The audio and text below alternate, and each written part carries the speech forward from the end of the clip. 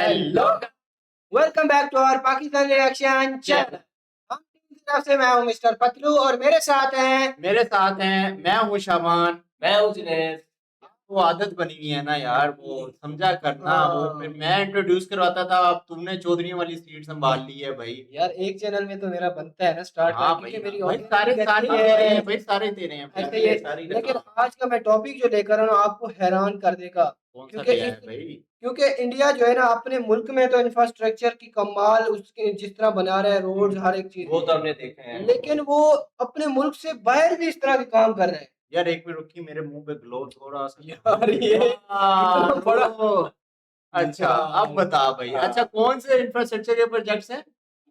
ये तो मुझे नहीं पता, लेकिन हाँ। ये है कि जो इंफ्रास्ट्रक्चर के प्रोजेक्ट इंडिया में है या इंडिया से बाहर है? इंडिया से बाहर डेवलपमेंट अपने इंडिया में तो कर ही रहा है, लेकिन Obviously। अकॉर्डिंग टू हिम ये कह रहा है कि भाई आउटसाइड इंडिया भी हाँ। जाना। अच्छा ये वैसे प्रोजेक्ट्स हो सकते हैं फिर मेरे ख्याल में जो दूसरे कंट्रीज को स्टैब्लिश करने के लिए या दूसरे कंट्रीज को for the purpose of help या के लिए। हाँ थोड़ा हाँ। बहुत स्टार्टिंग पुशअप के लिए जो दूसरे कंट्री में जाके प्रोजेक्ट स्टार्ट करते हैं, जिस तरह इस साउथ अफ्रीका को देख लो भाई साहब, उसमें ऐसे जैसे- लगता है जो अबे तू अपनी नया- मिसाल तो नया- ले ले, तू दूसरों की मिसालों में बढ़ गया, तू पाक चीन दोस्ती की मिसाल तो लेगा। वो तो भाई अब क्या हैं? ही कह सकते हैं, पाक चीन इधर बना रहा है, उतना तो वापस लेकर जा रहा है, ये भी तो देखो ना। हाँ ये बेटा आने वाले दौर में तू तू भूल जा, ये चाइना ही होगा, पाकिस्तान नहीं होगा ये।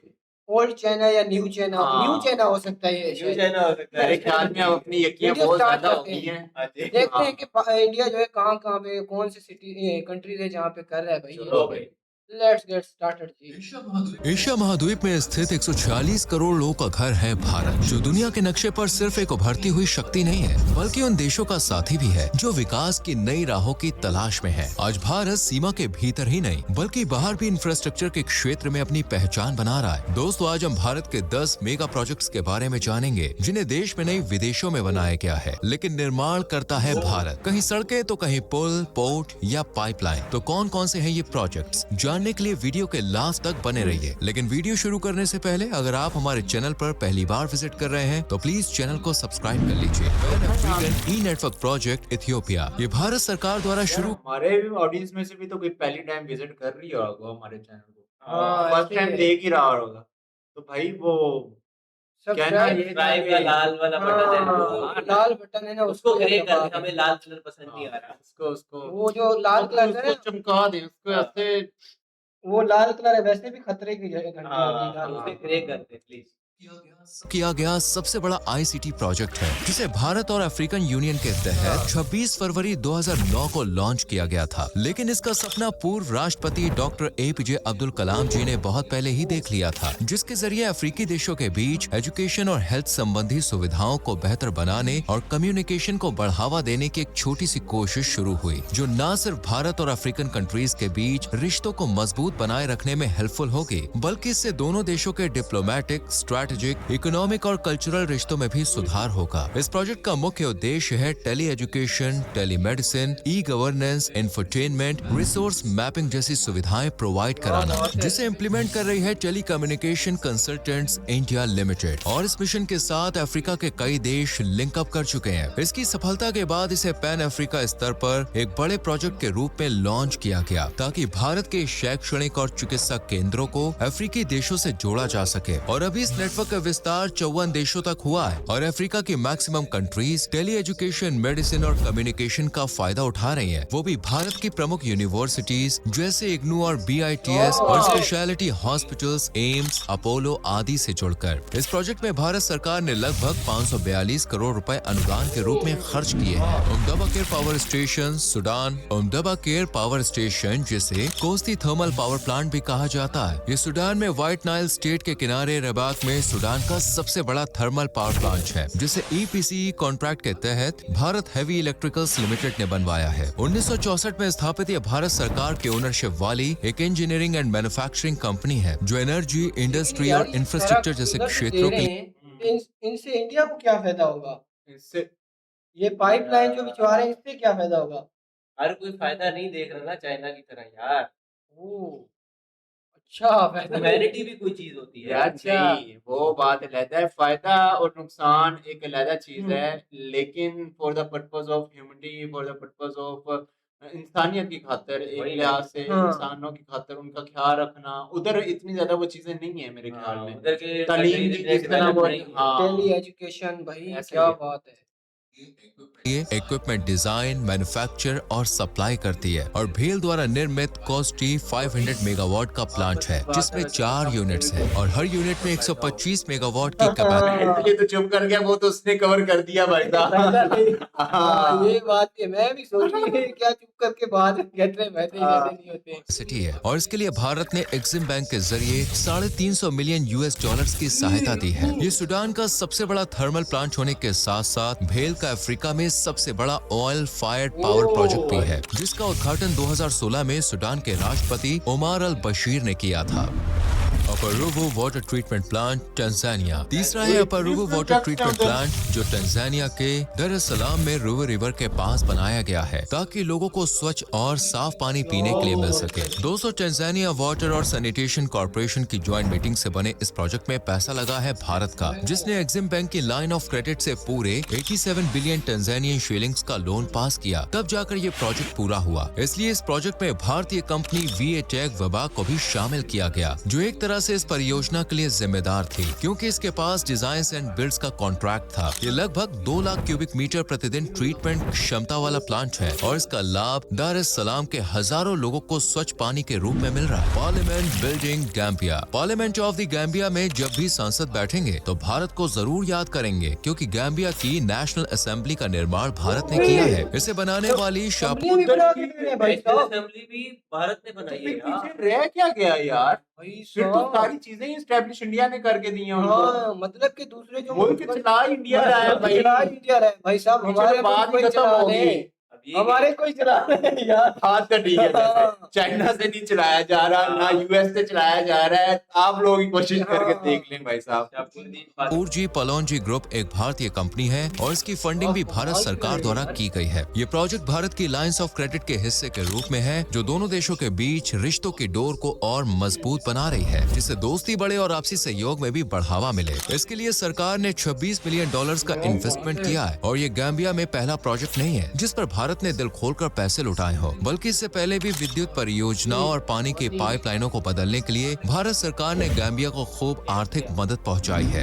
Rail connectivity project India Nepal. 5वां प्रोजेक्ट है India Nepal railway connectivity project जो अभी भी अपने रनिंग पॉइंट पर है और भारत नेपाल के बीच सबसे बड़ी रेल लिंकिंग प्रोजेक्ट में से एक है जिसमें इन्वेस्टमेंट का सबसे बड़ा मकसद है नेपाल के साथ रिश्ते। नेपाल को भारत के सबसे अच्छे दोस्तों में से एक गिना जाता है जहाँ से व्यापार, क्षेत्रीय एकीकरण और लोगों की आवाजाही को और आसान बनाने के लिए सरकार इस प्रोजेक्ट पर काम कर रही है जिसके तहत भारत से नेपाल को ट्रेन सेवा देने के लिए जयनगर बारती बस line, Raxaul Kathmandu rail link और जोगबनी विराटनगर रेल लिंक समेत कई दूसरी लाइनों पर काम चल रहा है। ये एक ज्वाइंट प्रोजेक्ट है जिसमें भारत सरकार, भारतीय रेलवे और नेपाल भी शामिल है। बात खर्चे या इन्वेस्टिंग की करें तो ये परियोजना के चरण और खास मार्गों पर डिपेंड है। जैसे जयनगर बिजालपुर बारती बस रूट पर भारत सरकार ने लगभग 550 नेपाल और भारत के साथ साथ है कि ट्रेन के जरिए जो आ जा रहे हैं। उनका बॉर्डर लगता है ना।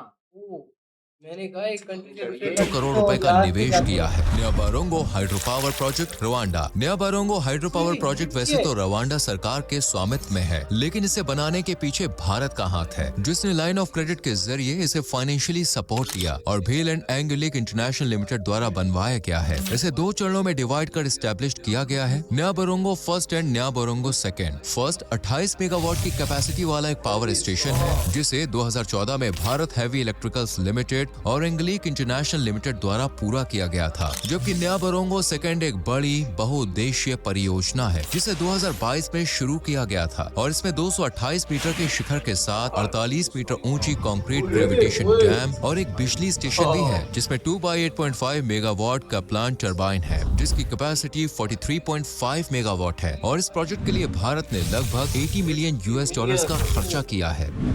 प्रेसिडेंशियल पैलेस घाना। शायद ही आपको पता हो लेकिन घाना के राष्ट्रपति भवन के निर्माण में भी भारत का ही सपोर्ट है। ये प्रोजेक्ट भारत की लाइंस ऑफ क्रेडिट नीति का हिस्सा है। घाना के राष्ट्रपति भवन को गोल्डन जुबली हाउस भी कहा जाता है। इसका निर्माण तो ठीक था, ये प्रेसिडेंट श्रीलंका में भी भाई साहब यार इतने कंट्रीज को इंडिया जो है वो कर रहा है, क्या नाम, हेल्प कर रहा है। हालांकि अफगानिस्तान का भी मुझे पता है, अफगानिस्तान में भी टोटली वो वही चला रहे हैं हाँ, भाई इंडिया साहब। वाले ही दे रहे हैं। एंड में इसके बारे में डिटेल में डिस्कशन करते हैं जरा इसमें ना। भारतीय company Shapoorji Pallonji and company private limited ने किया है, जिसमें भारत सरकार ने लगभग $60 मिलियन का अनुदान दिया था। घाना में ये बिल्डिंग न सिर्फ राजनीतिक बल्कि प्रतीकात्मक महत्व भी रखती है और भारत के इसमें सपोर्ट के बाद ये भारत घाना के बीच बायलैटरल रिलेशंस की गहराई और सम्मान का प्रतीक भी है, जिसे देखकर एक बार तो भारत का ख्याल जरूर आएगा। Oil refinery project Mongolia Asia महाद्वीप में स्थित एक लैंडलॉक कंट्री है जो चीन और रूस के बीच में सैंडविच बना हुआ है और इस देश में भारत 1.5 मिलियन मैट्रिक टन प्रति साल क्षमता वाली तेल रिफाइनरी बना रहा है। ये मंगोलिया की पहली रिफाइनरी होगी जिसके लिए भारत सरकार ने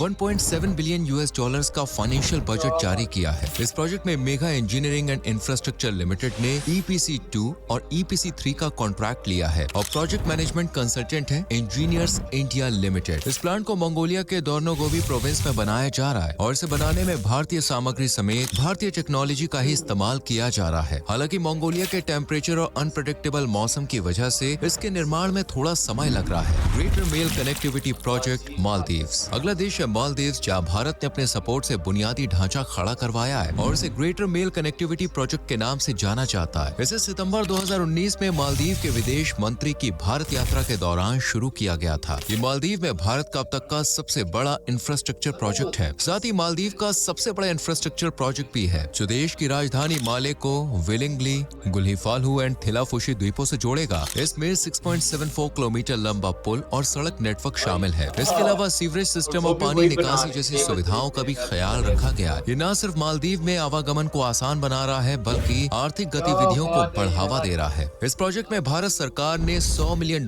का अनुदान दिया है, जबकि $400 मिलियन कर्ज के रूप में दिए हैं और इस तरह ये मालदीव को भारत की सबसे बड़ी मदद में से एक है। 500 million Motihari Amlekhganj petroleum pipeline 100 Nepal million जो है उन्होंने हेल्प के तौर पे और 400 कर्ज के वो सूद समेत वापस होंगे। सूद समेत क्या ही लेने, 100 मिलियन तो फ्री दे दिए। अबे वो मतलब कि मैं वैसे ही बात कर रहा हूँ कि कर्ज वाली रकम तो वैसे ही होती है ना कि इंटरेस्ट के वापस आती है वो। ठीक हो गया भाई। भारत के मोतिहारी और नेपाल के अमलेखगंज को जोड़ने वाली इस पाइपलाइन का नाम कुछ समय पहले तक खूब चर्चा में था। इस परियोजना का उद्घाटन 10 सितंबर 2019 में भारत के प्रधानमंत्री नरेंद्र मोदी और नेपाल के प्रधानमंत्री तेरी तो मैं पहले मर्जी नहर पे करूँ मैं पहले है। तुझे पता तू कितने कर्जे में डूबा हुआ है और तूने कितने पैसे वापस करने हैं? तेरे आने वाले 10 नस्लों ने पैसे तेरे मुंह पे चढ़ चुके हैं भाई, तेरा भी प्रॉपर हिस्सा है, तेरा भी उसमें। तूने देने ले लिए, तूने देने नहीं है। हुकूमत ने लिए, हुकूमत हमसे ले रही है, हमारे देने हुकूमत ने। तो बेटा वही समझ लो, वो भी ले रही है, उनको भी तुम लोगों ने देने हैं भाई साहब। हुकूमत से मैंने लेने। शर्मा ऑयल ने वीडियो कॉन्फ्रेंसिंग के जरिए किया था। ये साउथ एशिया की पहली क्रॉस बॉर्डर पेट्रोलियम पाइपलाइंस है और नेपाल हिमालय की गोद में बसा हुआ है, जहां हर साल भारत की टैंकर गाड़ियों के जरिए तेल, डीजल और पेट्रोल पहुंचाया जाता है। लेकिन तंग सड़कें, कीचड़, बारिश, ट्रैफिक, भूस्खलन और राजनीतिक तनाव कई बार इन टैंकर को मुसीबतों में फंसा देते हैं और ये सप्लाई चेन अटक अटक कर चलने को मजबूर हो जाती है। इसी चुनौती के समाधान के रूप में भारत और नेपाल ने मिलकर इतिहास रचा और cross border petroleum pipeline Motihari Amlekhganj का निर्माण शुरू किया, जिसकी लंबाई 69 किलोमीटर है। ये पाइपलाइन भारत से सीधे नेपाल को पेट्रोल, डीजल और मिट्टी का तेल प्रोवाइड कराएगी। इसमें 8 से 12 घंटे की सड़क यात्रा भी नहीं करनी पड़ेगी और दूसरे जोखिम का भी व्यापार पर कोई असर नहीं पड़ेगा। इस पाइपलाइन को leak detection, pressure monitoring, automatic flow control and emergency shut off valve जैसी आधुनिक सुविधाओं से लैस रखा गया है, जिसका निर्माण कार्य 2015 में शुरू हुए भारत नेपाल के बीच समझौते के बाद 2018 में शुरू हुआ और अगले ही साल 2019 में इसके इनॉग्रेशन के साथ ये कार्य पूरा हुआ और आज ये सबसे तेजी से बनी पाइपलाइंस में से एक है, जिसे बनाने में भारत ने अच्छी खासी रकम खर्च की है। इस तरह से आप कह सकते हैं कि ये प्रोजेक्ट पूरी तरह से भारत सरकार ने बनवाया है, जिसका लाभ दोनों देश उठा रहे हैं। वैसे इन्वेस्टमेंट चाहे कहीं से भी हो रहा हो, लेकिन ये प्रोजेक्ट भारत की विदेशी नीति को मजबूती प्रदान कर रही है, साथ ही उसका इंटरनेशनल लेवल पर वर्चस्व भी बढ़ा रहे हैं। इसलिए देखा जाए तो ऐसे तमाम प्रोजेक्ट्स जो भारत ने विदेशों में चला रखे हैं या जिनमें इन्वेस्ट किया है, फिर चाहे वो बाय लोन हो या अनुदान, भारत के लिए फायदे का सौदा है। आपको क्या लगता है? कमेंट करके जरूर बताएं। वीडियो पसंद आई हो तो लाइक और शेयर करके। ये थी भाई आज की वीडियो। मैं तो हैरान हो रहा हूँ कि उन्होंने भाई साहब वो ट्रकों का जो रोड की वजह से जो मसला आता था, उन्होंने वो रोड नहीं ठीक की, वो पुल नहीं बनाया, कोई ब्रिज नहीं बनाया भाई साहब, उन्होंने रोड तोड़ी, नीचे पाइपलाइन बिछा दी सारे। तो जो वो लेकर जाते ट्रांसपोर्ट का खर्चा बच गया उनका आने जाने का। यही मैं कह रहा हूँ कि जीरो लाइन के अंदर कोई खड्डा खोद अबे के हमें भी दे यार, दे, हमें भी दे दे सुरंग के थ्रू हमारे पास तारों के नीचे से अबे यार मेरी बात सुन पत्तू, मैं तो कहता हूँ आपा इंडिया में ही चले जाते हैं, आपा इधर क्या मैंगो ले रहे हैं क्या? अ, एक मुल्क को देखो, हमारे को जो ले रहा है फिर भी हमारा मुल्क तरक्की नहीं कर रहा, वो तरक्की भी कर रहे हैं दूसरों को भी दे रहे हैं भाई यही तो साहब। भाई वो तुम लोग समझ नहीं रहे हो, वो दूसरों को दे रहे हैं इसलिए तो तरक्की कर रहे हैं। हाँ। वो दूसरों को ना दे तो वो तरक्की ना करें। तुम लोग रोक के बैठे हो, तुम लोग ना दूसरों को दे रहे हो ना खुद तरक्की कर रहे हो। ये भी है यार, हम क्या ही कर सकते हैं। और तू चोरियां करना बंद कर दे बस। मेरी चोरी से क्या होता है और यार? मेरी एक एक बंदे की चोरी खत्म होगी तो बड़े बड़े लेवल की चोरियां खत्म होंगी ना। अब तो भाई वो मंगोल अब बच्चे सुधारेंगे तो आगे जो है ना, हाँ। मंगोलिया में भी देख लो मंगोलिया में खाना में और एक और भाई साहब मालदीव्स को इंडिया चला रहा है, नेपाल को इंडिया चला रहा है, साउथ अफ्रीका को इंडिया चला रहा है, अफगानिस्तान को इंडिया चला रहा है। पीछे रह कौन गया? पार्लियामेंट में बना साउथ अफ्रीका की तो बात ही छोड़ दो ना, हाँ। पूरा पूरा साउथ अफ्रीका चला रहा है। उनकी पार्लियामेंट उसको लेके दी हुई है, हॉस्पिटल्स उधर बने हुए हैं, प्रेसिडेंट एजुकेशन हाउस उन्होंने बना के दिया है यार, President national House। Assembly house उन्होंने बना के दिया है। अब और क्या रह गया भाई पीछे? मुझे ही कुछ बना के दे दें तो फिर मजा यार आ इसको जाएगा। इसको इसके सर पे टोपी पहना दें यार। हाँ। हाँ हाँ तो और क्या फिर? कोई सीएम वाली यार हो ना। हाँ वो अब तुझे कोई ना कोई तो अपनी टोपी पहनाएगा, ऐसे कैसी भी बात- पहनाए हाँ भाई। व्यूअर्स, कैसी लगी आपको हाँ। वीडियो? ये तो आप लोगों ने जरूर बताएं, क्योंकि इसकी इस तरह की वीडियो अगर आप चाहते हैं हम्म। तो हम इस तरह की वीडियो भी अपने चैनल पे हम्म। लाएंगे। और इनमें से कौन से देखता ऐसे सुनता कोई नहीं है, हाँ। लेकिन हम ले आएंगे। अगर तो हमारी ऑडियंस देखे तो भाई वो वीडियोस तो हाँ। वायरल जाती नहीं है वीडियो यार। तो यार बहुत जबरदस्त आप लेकर आ रहे हैं यार वायरल फिर नहीं जाती अपनी वीडियो। यार मैं ये ये तो पूछना अभी- चाहता हमारे भाई लोग शेयर करेंगे तो वीडियो वायरल जाएगी। सब्सक्राइब भी नहीं करते। सब्सक्राइब भी नहीं करते हैं। क्या पूछ रहे हैं मैं पूछना चाहता कि हमारी ऑडियंस में से कौन से ऐसे लोग हैं जिनको इस वीडियो वाले जो प्रोजेक्ट्स उनमें से किसी एक का पता हो या इन सबका पता हो, तो वो तो बताएं। तुम लोग बोलने ही नहीं दे रहे हो। चल ठीक है भाई भाई साहब, ठीक इसने है। आज इब्तिसाम वाली टून पकड़ी है। ठीक है भाई ठीक हो साहब, गया। ठीक है। अगली वो वीडियो तो में इसका सारे बंदोबस्त कर लेते हैं हाँ हम। भाई, चलो हाँ तो ठीक है, ये थी ये हमारी आज वीडियो। हाँ। अगर तो आपको हमारी वीडियो अच्छी लगी है तो हमारे चैनल को सब्सक्राइब कर दें, वीडियो को लाइक कर दें। मिलते हैं फिर नेक्स्ट वीडियो में। Till then take take care ji. Take care जी।